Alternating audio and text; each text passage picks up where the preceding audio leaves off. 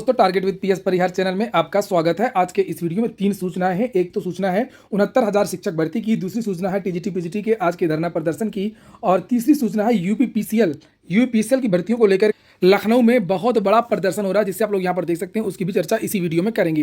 तो वीडियो को जल्दी से लाइक कर दें, शेयर कर दें और जिन छात्रों ने चैनल को अभी भी सब्सक्राइब न किया हो तो जल्दी से सब्सक्राइब कर लें, ताकि आप लोगों को इसी प्रकार की ऑथेंटिक अपडेट से सबसे पहले मिलती रहे। आगे बढ़ने से पहले एक सूचना है उन विद्यार्थियों के लिए जो विद्यार्थी बीपीएससी अथवा यूपीपीएससी की भर्तियों की तैयारी कर रहे हैं। वे सभी पीडब्ल्यू बीपीएससी वाला यूपीएससी वाला में आकर के अपनी प्रिपरेशन पूरी कर सकते हैं। यहाँ पर बहुत बड़ा ऑफर है स्वतंत्रता दिवस पर। यहाँ पर लिखा 15 अगस्त विद पीडब्ल्यू सपनों की आज़ादी जो दिलाएगी कामयाबी।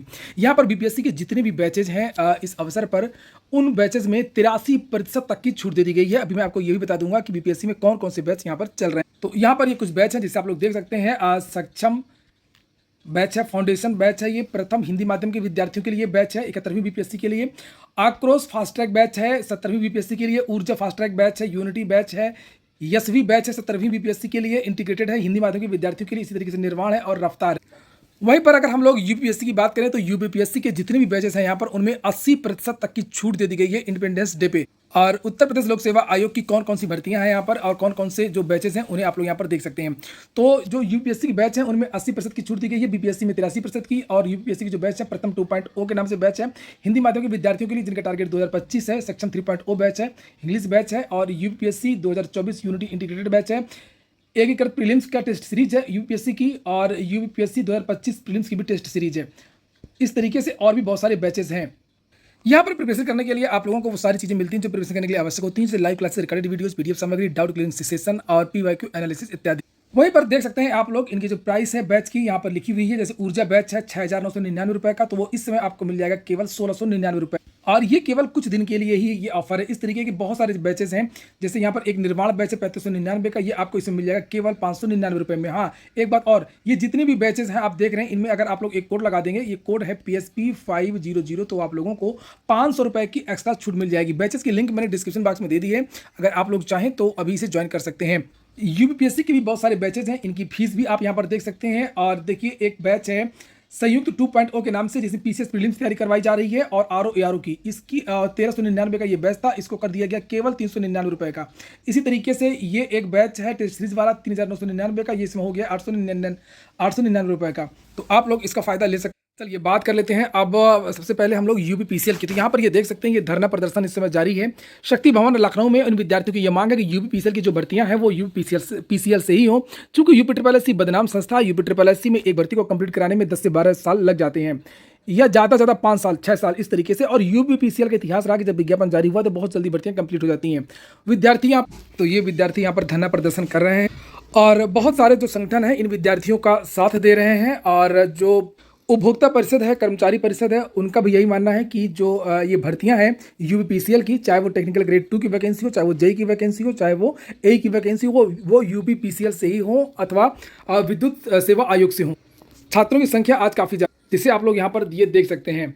और बात भी सही है कि यूपी की क्षमता नहीं है, और जब भर्तियां हो रही हैं यूपीपीसीएल अगर कुछ बदनाम होती या कुछ और चीज़ें होती, कुछ समस्या होती, तब भले ही उसको स्थानांतरित कर दिया जाता। लेकिन जब उसके अंदर क्षमता है, वो पहले से एग्जाम करवाती रही है, तो ये जो परीक्षा है यूपीपीसीएल की वो यूपीपीसीएल से ही होना चाहिए। आपने सुना होगा कुछ दिन पहले समाचार पत्रों के माध्यम से जानकारी दी गई थी और एक विज्ञप्ति भी जारी हुई जिसमें ये बताया गया था कि अब यूपीपीसीएल की जो वैकेंसीज हैं वो बड़ी वैकेंसी ए वगैरह वो लोक सेवा आयोग से होंगी, और जो समूह की वैकेंसियां हैं जैसे टेक्निकल ग्रेड 2 और जेई इत्यादि वो वैकेंसी यूपी से होंगी। तो विद्यार्थी इसी का विरोध कर रहे हैं। और ये विद्यार्थियों ने मेरे पास भेजा है कि सर बस टाल मटोल जारी है।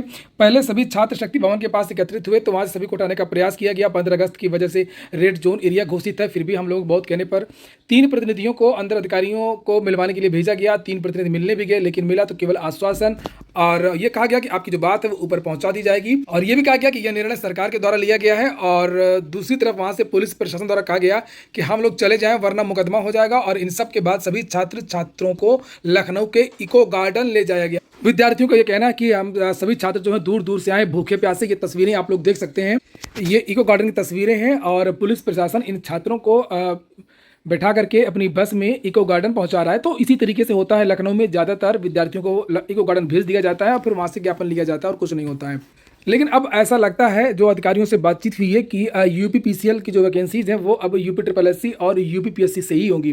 फिलहाल विद्यार्थी अगली जो रणनीति है वो बना रहे हैं और विद्यार्थियों ने सोचा कि अब एक बार जो हम लोग ऊर्जा मंत्री से बात करेंगे उसके बाद में फिर हम और कोशिश करेंगे, जो भी चीज़ें होंगी आपको इस चैनल के माध्यम से जानकारी दे दी जाएगी। चलिए हम बात कर लेते हैं पहले 69,000 शिक्षक भर्ती की, जिसके बारे में मैंने सुबह आपको बताया था कि आज इसका ऑर्डर आ जाएगा आरक्षण को लेकर। तो ऑर्डर तो आ गया लेकिन आज किसी को सुनाई नहीं दिया। जज साहब इतने धीमे धीमे बोल रहे थे। अभी मेरे अधिवक्ताओं से बातचीत हुई है, कई लोगों से लखनऊ में बातचीत हुई है, सबका यही कहना था कि जो ऑर्डर है वो बहुत धीमे धीमे पढ़ा गया, इसकी वजह से कुछ भी स्पष्ट सुनाई नहीं दिया है। ऑर्डर हो सकता है कि आज ही अपलोड हो जाए, जैसे ऑर्डर अपलोड हो जाएगा वैसे मैं आपको जानकारी दे दूंगा। हाँ, कुछ उन्होंने कहा था जो चीज़ें सुनाई दी हैं हल्की फुल्की कि कोई सूची जो है वो रद्द की गई है, 69,000 की जो सूची है वो रिवाइज करने के लिए कहा गया। और ऐसा लगता है कि जो जानकारी निकल करके आई है कि जो ऑर्डर है सिंगल बेंच का उसको रिवाइज कर दिया गया है।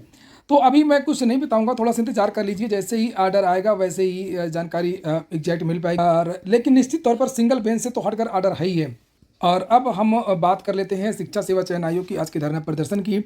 तो जैसा कि आपको पता है कि आज मैं भी था वहाँ पर और पहले हम लोग अंदर गए थे और अंदर काफ़ी देर तक वार्ता हुई थी अधिकारियों से और बाहर भी निकल करके अधिकारियों ने वही बात लगभग बाहर बताई थी। और लेकिन मेन बात ये कि इसमें जब तक चेयरमैन ना आ जाए, जो मुझको समझ में आया, जो मुझे लगा कि जब तक चेयरमैन नहीं आ जाएंगे आयोग में तब तक निश्चित तौर पर कुछ नहीं कहा जा सकता है। और एक बात समझ में आई कि जब मैं गया तो देखा कि वास्तव में काम तो हो रहा है, आयोग में काम तो हो रहा है, जितने भी कर्मचारी हैं उतने जो कर्मचारी हैं वो काम कर रहे हैं। लेकिन जो बाहर निकल करके जो सचिव जी ने आप लोगों से बताया तो आप लोगों ने देखा होगा, उन्होंने भी कहा था कि जब परीक्षा को लेकर के लोगों ने पूछा कि क्या परीक्षा आपकी इसी साल हो जाएगी या नवंबर में हो जाएगी या दिसंबर में हो जाएगी, तो उनका यही कहना था कि हम नियमों से बंधे हुए हैं, आयोग के हम एक्ट और नियमों से बंधे हुए हैं, बिना हम उसके कर नहीं सकते, क्योंकि अगर हम कर देंगे तो आप ही लोग कोर्ट चले जाएंगे, ये गलत है। हम नियमों को देखते हुए धीरे धीरे आगे बढ़ रहे हैं, लेकिन अब ये धीरे धीरे बढ़ने का समय खत्म हो चुका है।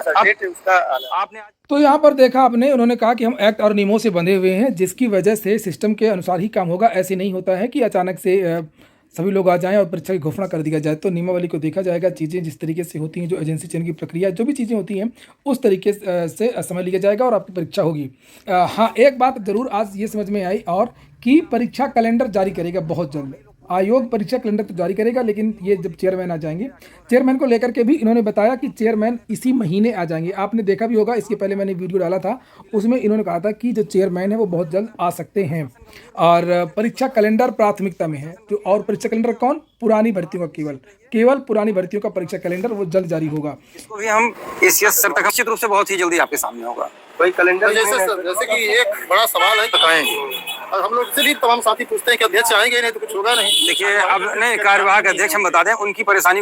विद्यार्थियों की मांग तो थी कि कार्यवाहक अध्यक्ष ही परीक्षा करवा लें, लेकिन उप सचिव जी ने कहा कि उनके पास बहुत ज़्यादा जिम्मेदारी है, बहुत ज़्यादा काम है। मतलब ये कि जो कार्यवाहक अध्यक्ष हैं वो परीक्षा नहीं करवाएंगे, मतलब ये था उनका कहने का। और जो नए चेयरमैन है परीक्षा वही करवाएंगे। परीक्षा के बारे में उन्होंने बार बार यही बात कही कि इसी साल परीक्षा हो सकती है, इसी साल परीक्षा कराने की योजना है और परीक्षा कैलेंडर आप लोगों का जल्द सामने होगा। चेयरमैन इसी महीने आ जाएंगे। ये आज के धरने की प्रमुख बिंदु है। और अब ये है कि अब जब नए चेयरमैन आएंगे तो एक बार उनसे वार्ता की जाएगी, उनको ज्ञापन दिया जाएगा, उनसे परीक्षा के बारे में जानकारी प्राप्त की जाएगी। और बड़ी बड़ी बातें करने वाले जो भी स्टूडेंट हैं वो विद्यार्थी कमेंट ना करें जो धरने में नहीं आए थे। कमेंट तो बहुत करते हैं, जितने विद्यार्थियों ने कमेंट किया पिछले वीडियो में लगभग 100 कमेंट हैं। अगर उतने विद्यार्थी भी आ गए होते तो आज उनके पास अधिकार था कमेंट करने का। ज़्यादातर विद्यार्थी यहाँ पर कमेंट में बातें करते हैं कि नहीं सर ये है वो है, दुनिया भर के कमेंट करते हैं, लेकिन जब आह्वान किया जाता है, जब बुलाया जाता है तब वहाँ पर कोई पहुँचता नहीं है। जब पहुँचता नहीं है तो भर्ती क्यों होगी? और छात्रों से ज़्यादा तो आज वहाँ पर शिक्षक आए थे और इसको लेकर के भी बहुत ज़्यादा आक्रोश था वहाँ पर कि छात्रों की परीक्षा की चिंता नहीं है जितनी शिक्षकों की चिंता है। चूंकि सो जाते हैं इसलिए प्रशासन भी सो जाता है। मुद्दई सुस्त गवाह चुस्त, तो उनको कौन सा पड़ी है, उनको कौन सा तनख्वाह मिले रहा है, वो काहे परेशान रहे भाई? परेशान आप है तो आपको जागना पड़ेगा ना। तो आज 10-50 लोग, चलिए पिछली बार 15-20 आया, 50 तो हुआ, अगली बार 10 दिन बाद हो सकता है 100-200 आएंगे, आप भी बताएंगे। लोग भी चीज़ें हैं, आप लोगों को जब कहा जाए तो आप लोगों को आना चाहिए और आप लोगों को डरना नहीं चाहिए। अब बिना मतलब में डरते हैं, अपनी बात ही तो रखना है। अब आयोग में बात नहीं रखेंगे तो बात कहाँ रखेंगे? तो ठीक है दोस्तों, फिलहाल ये हो गया आज का वीडियो आपको अच्छा लगा हो, काम का हो तो लाइक अवश्य कर दें। जिन छात्रों ने चैनल को सब्सक्राइब न किया हो सब्सक्राइब कर लें। पूरा वीडियो सुनने के लिए बहुत बहुत धन्यवाद।